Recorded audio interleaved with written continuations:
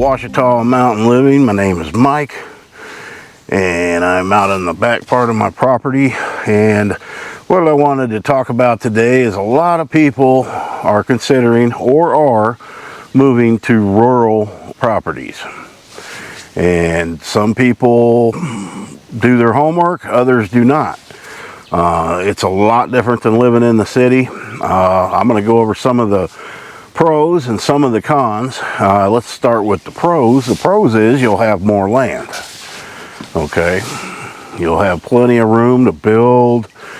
You know, depending on what area of the United States you move to. Where I currently live, there's no building codes. You can basically do anything that you want, and that makes it nice. And I've probably got 2 acres that are cleared, and then another 3 acres back here that is uncleared. So that part is on a slope. There ain't a whole lot I can do. We are in between 2 mountains. They're not huge, but they're mountains. And it's a lot of rock on the property. Arkansas is known for lots of rock, and that's just happened to be, you know, at my age, I don't plan on doing a lot of clearing and building, so I just wanted a place, you know, it's going to be the last place I own, maybe. Who knows? But anyway, that's one advantage of it. You got a lot less people around you. I do have some neighbors, some across the road. That's something, if you're looking at a rural property, that you're going to want to hang out a bit and see what them neighbors are like. Because, you know, especially here in rural Arkansas, you don't know what you're getting into. I mean, you need to, you know, park somewhere and observe. Just sit on the property. After 5 p.m., nobody works around here, but you kind of want to know what you're getting into. There's a lot of things to look for. Does it have a well? Does it have a septic tank? You know, if you're buying raw land, obviously none of that's going to be there. I was lucky. I was able to buy this place for $10,500 with all the land. The lady died. The family didn't feel like they should pay for her funeral, so the house went in probate. I just paid basically for her funeral, and I got the house with everything in it, all junk, and all the land, all littered, and it's been years cleaning it up. So those are some things to consider. Take a look how clean the property is. Walk back in the woods a little bit, you know, see if there's a still operation going on. Also, and I never really lived next to cattle ranchers before. In Oklahoma, I was, you know, close to them, but not really on top of them. They raise cattle next door and all around me. And there's going to be a lot of, I've got a right of easement driveway that goes into this 80 acres behind me. So there's going to be a lot of commotion in the winter, bringing in hay and things like that, a lot of back and forth. With dogs, they're always barking. So that's one thing, you know, if you don't have any dogs, and it shouldn't bother you. But there's a lot of work involved with cattle, so if you're next to somebody that does that, you know, some of your privacy may not be there. Another thing is, when I got this place, there was huge trees right by the cabin. So if you do buy something that has an existing house or cabin on it, take a look at them trees. You know, which way would they go if there was high winds? You know, winds come from the east, the southeast, or the southwest, the west. Really, they can come from anywhere where I'm at. So a good way to tell is look at the trees. Like mine are all bent a certain way. They're bent a little bit to the east.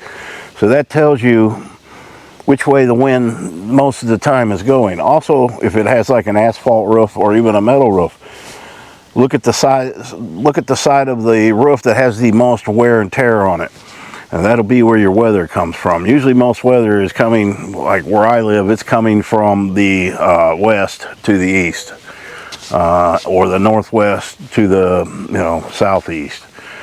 So that's some things to consider. What else would be? Well, water and a well house. Look at the condition of the well pump. You need to know things about a well. Pretty much anything you need to know about fixing a well or any of the maintenance is on YouTube. So that's not really a, you know, I moved here, I didn't know hardly anything about electrical, but I wired this whole house and it's done right. It took a little, you know, once you start researching videos and learning how to do it, you can do it. You can do things you don't, here comes Millie. You can do things you wouldn't imagine you could ever do when you have to. Because out here, there's no calling electrician. There's no calling a plumber. We have them, but they're so busy you're not going to get them. And the quality of the work you're going to get is always in question. So you're better off learning it for yourself. What are you doing, Millie? Did you want to come up and talk in the video? Come here. And that's another advantage. You can have as many animals as you want. But that's another disadvantage, because they'll show up there. Yeah, you'll get animals showing up that are abandoned or dumped or strays, but yeah, just got rid of the puppies. They went on a transport to Minnesota. Are you going to come up here and get in the movie? Yeah. All right, let's see. But building codes is a big thing. You need to investigate, what can I do? I see some of these YouTube channels, they move somewhere and they got to get an inspection on everything. That would not set well with me. I'm not moving out in the country to have to deal with all that city stuff. So you need to check with the county of the place you're interested in, and find out, you know, if you know any people that live there, talk to the people, find out. Like I said, here, there's really nothing. Anytime you're going to have I've got a very big yard, so you're going to have to invest in lawn equipment. You're not going to push mow a place like mine, so you're going to have a riding tractor. I just got done pulling the deck off mine, put a new belt on it, sharpen the blades, change the oil. So you got to keep up on maintenance of things. You can't let that kind of thing go, because they're very expensive. Get off me, bug. So there's work. There's always something to do every day. You cannot sit in your recliner every day and do nothing, and the place it'll go to pot fast on you. Also, when you live out in, like I live in the middle of a national forest, there's wildlife. There's, you know, things that want to get your animals. So you got to have protection. You're not going to do that with a slingshot. So without mentioning it, you got to have a little bit of training and own something that can protect you or protect your animals. It depends where you live. You live up where bears are, which we have bears. I have seen them cross my property, but black bears, you make a little noise or you just leave them alone. They just keep going. You know, I have never had any problem with bears. There's a lot of coyotes here. That's, you know, a lot of people are afraid of them. You never see them. You never see them. Only one time did I see them on my land, and I took care of a couple that would not leave. But, I mean, that's just something you have to do. Internet. And now, internet's getting to where it's pretty widespread everywhere where you can get it.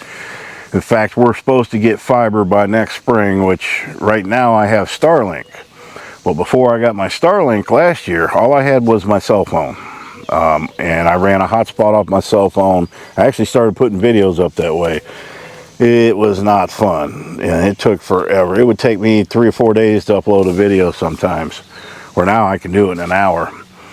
So you have to be willing to pay extra money for you know, I pay $145 a month for Starlink, which is crazy. But it's fast as can be, and I can get it anywhere I go. I can take that dish and go up on that mountain and have my internet with me. So it's pretty handy. But like I say, out here, everybody's getting fiber now. And as years go on, the days of no internet's going to be over with. So another thing to consider, shopping. We have a grocery store in town. Taxes are very high in town. I just get a few things, but other than that, the nearest Walmart or city is at least 50 to 60 miles away, one way. So when I go to get dog food and things like that, canned dog food, I go to Walmart. That's a 100-mile round trip. If you drink alcohol, this is a dry county. It's 50 to 60 miles to a liquor store or a county where you can purchase that. So that's something to consider. That's actually a good thing, because you're not going to drink that much. Or if you do, you're going to buy a whole lot at once. But that doesn't work either, because if it's there, you're going to drink it. So, you know, I plan a couple trips a month, but that's something to consider. Medical services. If you are not in good health, you don't want to live out like I do, because it takes 30 minutes to get an ambulance out here. That's if they're in town already. It could take up to an hour to get an ambulance here. I've had a couple incidents where I've had some bad chest pain, like at 2 in the morning, ended up being nothing related to the heart, but you don't know that. And I just decided to drive, because if it's something serious, you're not going to make it, because you're too far out. I live alone, so, you know, I could lay there for a week, nobody'd know. So that's something to consider. If you know, don't do this unless you're in great health. When I bought the place, I was using a walker because I had a very bad back injury, and I just started working on the property, and over time I overcame that. I still have the back issues. You know, I've had the MRIs. I still got all that problem, but I've just learned how to work more carefully and what I can and can't do.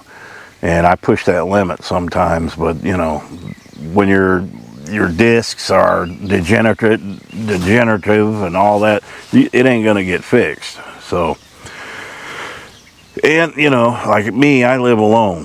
So I mean, if you have somebody else with you, that's a whole nother ball game. You know, then being 50 miles away from the store and things like that isn't such a big deal, because one person can go and the other person can stay.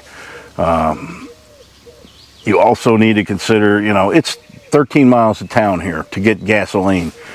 There are times where it snows, and I was stuck here for 5 days one time. You know, now I've got a big 4-wheel drive. Ain't nothing going to keep me here now. But when I just had the Chevy, I was stuck here for days. I couldn't even get back up my driveway. And we had a snow like that already this past winter with the new truck I got, and it didn't, you know, I got to town no problem. But you have to have the equipment, and it doesn't snow here very often. And I'm not just talking about Arkansas. I'm talking about any state you decide that you want to go. There's going to be something that you're going to have to deal with, whether it be winter, excessive heat, high elevation.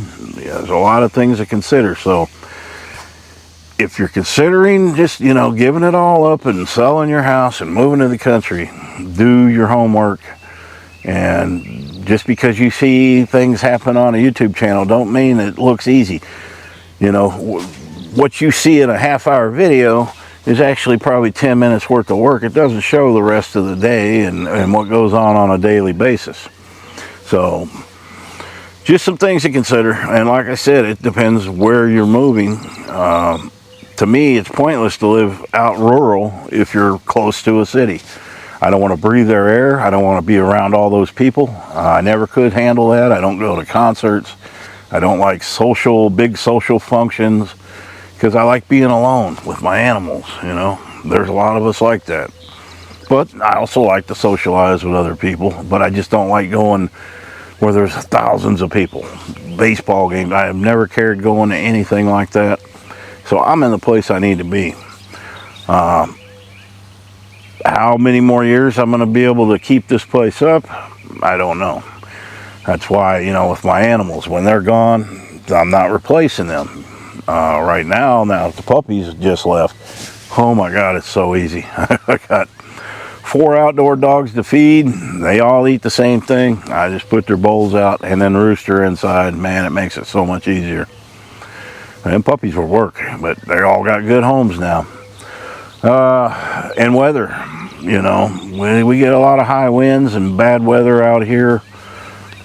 I grew up in Oklahoma, never had a tornado shelter before. I figure if that's when it's your time, it's your time. That's the way I look at it. But you probably, you know, it would be hard to dig a shelter here with all these rocks, but it could be done. So I don't think I'm going to waste my time on it. If I go, I go. I don't fear that. And, you know, you're going to pay more for things in a smaller rural area than you would in town. But Fort Smith, for me, is like 60 miles away. So if I need a lot of lumber, things like that, then I go and I load up, you know. You're not going to get to a store in 5 minutes. There's no getting off the couch and saying, well, I'm going to go get me a Dr. Pepper. You're going to waste a half a tank of gas doing it. So you got to really prepare a little better, have more things on hand. I try to have a week's to a month's worth of groceries in there at all times, and by a month's worth, I mean, man, I could live off spaghetti and butter. Boil the spaghetti and put butter in it and spices. You can make a meal out of that. You don't need fancy meals. Just beans, dried beans, store things that you can survive on. So anyway, that's about all. I may talk on this some more in other videos, but prices are going up because everybody's leaving places, you know, because of all the crazy politics going on. That's one nice thing I like about where I live. We don't deal with that. I could care less what's going on. And really, where I live, there's nobody going to be moving here because there's nowhere to buy. Very few places. You know, these people own hundreds of acres and they've been in their family for a long time. They are not selling, but that doesn't mean it couldn't happen. But I have a less chance of people moving in here and ruining the area than not. So, all right, guys. Well, thank you for watching, and we'll touch on this again in another video. Happy trails. Look how pretty you are. I know. You're here. Come here. You're just always scared of this camera. You think this camera's going to get you. Come here. You know this camera's not going to get you. You goofy girl. You just want your ears scratched. Look how nice your coat is. Yeah. You're healthy. You're not skinny no more. Yeah. That's just your frame. That's how you're built. Yeah, and you got your collar on. No bugs. She's a good girl. That's my Miss Melly. Let's go see what your goofy sister's doing.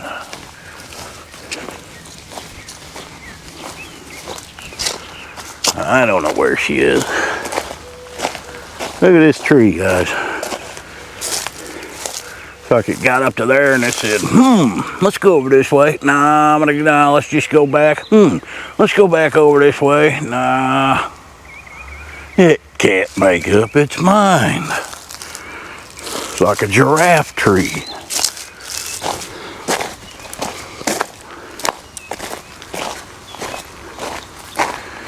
Yeah, just got the grass mowed.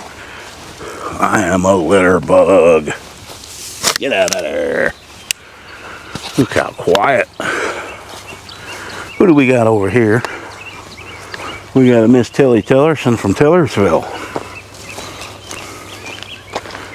Are you going to start your own show? Time for Tilly. Or Tilly time. Yeah, you always got some kind of scrape.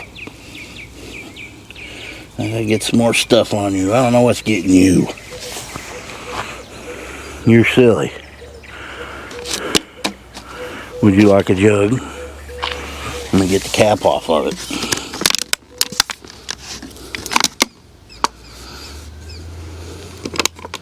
Yep, a dog will always take a water jug.